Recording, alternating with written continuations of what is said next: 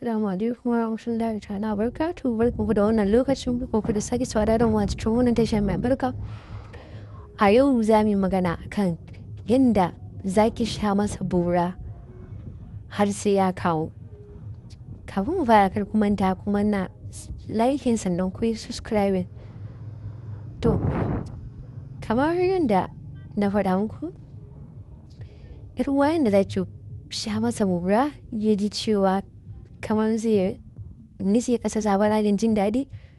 Salon yadda za ki masa shi ne, a yayin da ka zo kashe shawarkin juna shi ne ya kamata a ce farko, saboda shin bakin juna a farkon kafin a fara komai yana da fa'ida. Fa'idan sai shi ne yana motsa wa juna sha'awa, zai sa kowa ya ji kwaɗayin shi ya tashi sosai daidai gwargwado.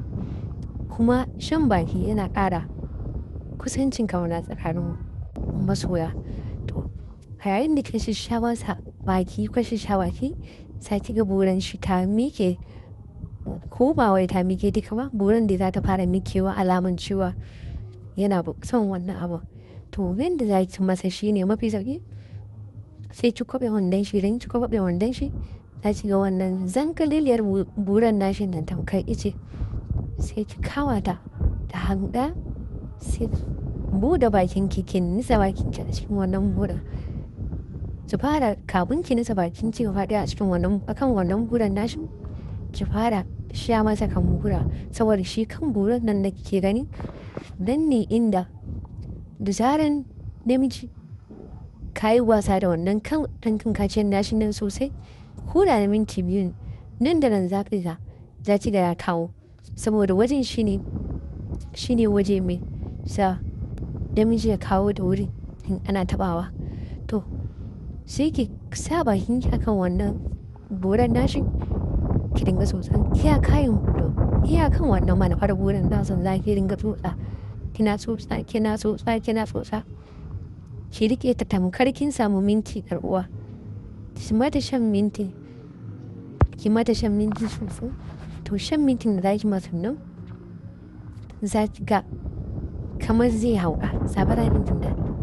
Sannan barin baki wani shawari yar uwa, idan kina so ka da jin daɗi sosai, wanda idan wata ran baki masa wannan ba za ki je na ci miki ki masa irin wannan abin da kika masa rana. To, shine abin da zan faɗa miki yanzu.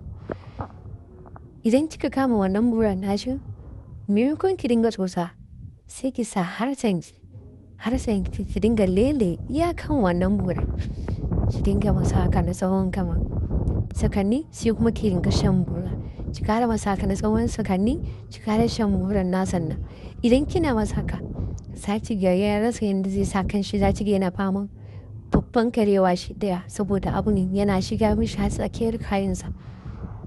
Idan kika cewa da wannan sosan buran nashi, sannan ki nitsa bakin ki ya nitse can cikin buran shi har sai kin ji buran nan ta kwanta maƙogaran ki.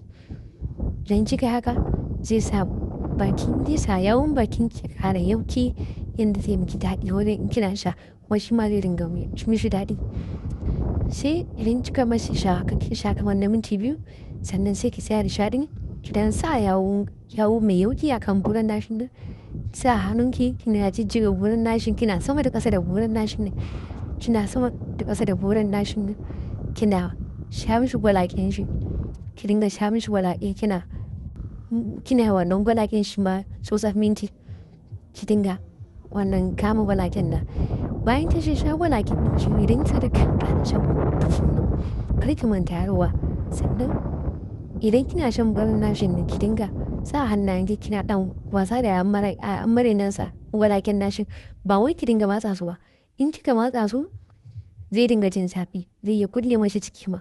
Amma in kina dan wasa da su kadan a hankali cikin shauƙi cikin nishadi, kina shan buran nashin nan, zai dinga jin kamar zai nitse ƙasa zabara jin daɗi.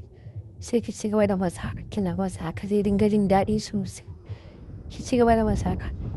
Sannan bayan kin masa haka na minti 2-3, kika ga bai kawo ba, idan kina so ki kawo da wuri, sai ki samu yar kan kaciyar nashin da faɗa miki, ki fara jijjiga kan wannan buran nashi.